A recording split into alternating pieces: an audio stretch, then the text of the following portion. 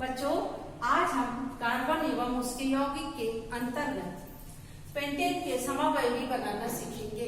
इसके पहले मैंने आपको कार्बनिक यौगिकों का नामकरण बताया था और नामकरण में मैंने आपको पेंटेन का सूत्र लिखना सिखाया था। अभी दोबारा रिपीट कर रही हूँ। पेंट यानी 5, कार्बन 5 और पेंटेन का मतलब एल्केन और एल्केन का सूत्र CnH2n+2 यानी कि जितना कार्बन है हाइड्रोजन उसके दुगुने से 2 ज्यादा।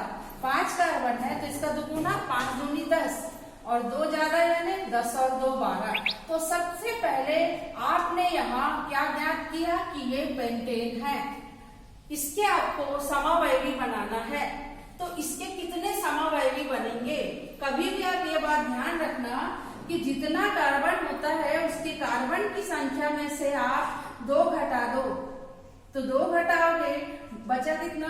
3। इसका मतलब आपको पेंटेन के कितने समावयवी मिलेंगे? 3। माना कि मैं आपको पूछती हूँ कि C4H10 ये है ब्यूटेन, इसके कितने समावयवी मिलेंगे? तो क्या करोगे आप? 4 में से 2 घटाना है, बचे कितने? 2। तो इसके आपको 2 समावयवी मिलेंगे। फिलहाल हमें यहाँ पेंटेन के समावयवी बनाना है। और समावयवी का मतलब क्या होता है? मतलब ये होता है कि ये जो दिया गया सूत्र है पेंटेन, इससे आप कितनी संरचना बना सकते हो। और एक बात और ध्यान में रखना है आपको कि कार्बन की संरचना जब बनती है तो इसकी श्रृंखला 3 से कम कभी नहीं होती। तो चलो हम स्टार्ट करते हैं। इसके 3 समावयवी किस प्रकार बनते हैं। देखो, हम पहला समावयवी बनाएंगे। जितने कार्बन दिए हैं उतना आपको सिंगल बॉन्ड लगा के 5 कार्बन बनाना है। 1 2 3 4 और 5। और चूंकि ये पेंटेन है, एल्केन है, मतलब इसके बीच में हमेशा सिंगल बॉन्ड होंगे। और उसके बाद इसकी 4 संयोजकता को आपको संतृप्त कर देना है, ये इस प्रकार से। और चारों संयोजकता जो आपने संतृप्त की है उस पर आपको क्या लगाना है? हाइड्रोजन। तो एक रचना बन गई आपकी। 1 2 3 4 5 कार्बन हो गए और हाइड्रोजन 12। 1 2 3 4 5 6 7 8 9 10 11 12। एक सूत्र आपने ये बना लिया। अब देखिए दूसरा सूत्र आप कैसे बनाएंगे। दूसरे सूत्र में आप यहाँ पर सिर्फ 4 कार्बन देंगे और 5वां कार्बन या तो आप यहाँ डालिए या यहाँ बीच में या नीचे या ऊपर, बात एक ही है। तो हम ये 5वां कार्बन यहाँ डाल दिया हमने।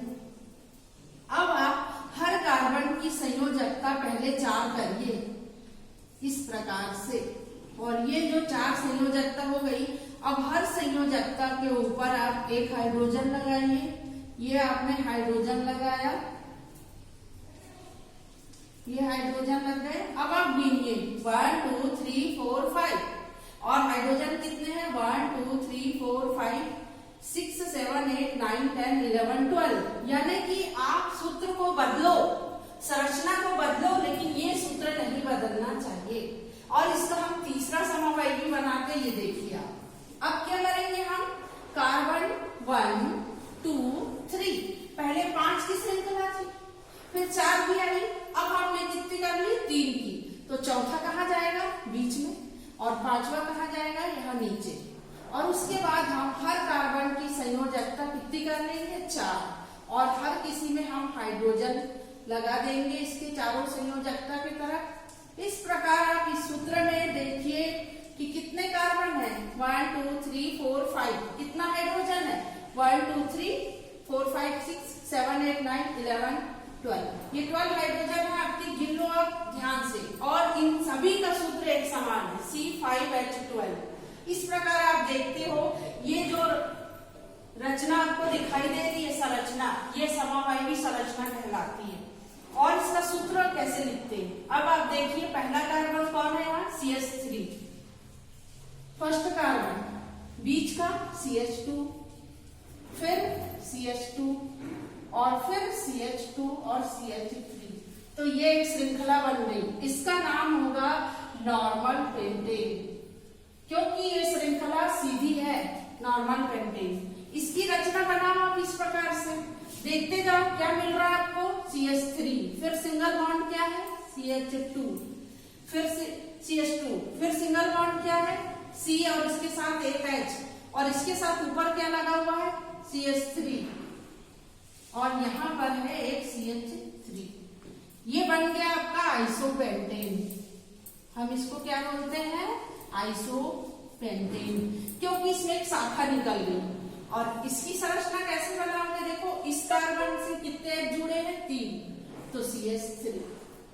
बीच में कौन है C, इस C से कितने C जुड़े, एक ऊपर और एक नीचे, इस C के साथ 3 H है, तो ये CH3, इस C के साथ 3 H है, ये CH3, और फिर इस C के साथ में 3 H, CH3, और इसका नाम होता है, इसमें 2 श्रृंखला है, इसे हम नियोपेंटेन कहते हैं। इस प्रकार पेंटेन के 3 समावयवी, नॉर्मल पेंटेन, आइसोपेंटेन और नियोपेंटेन, और इनके सूत्र एक समान है। क्या अंतर है इनकी संरचना में, तो इसी घटना को हम समावयता कहते हैं। एग्जाम में आएगा तो आपको ये तीनों संरचना क्या करनी है, बनानी है। आज के वीडियो में बस इतना ही है।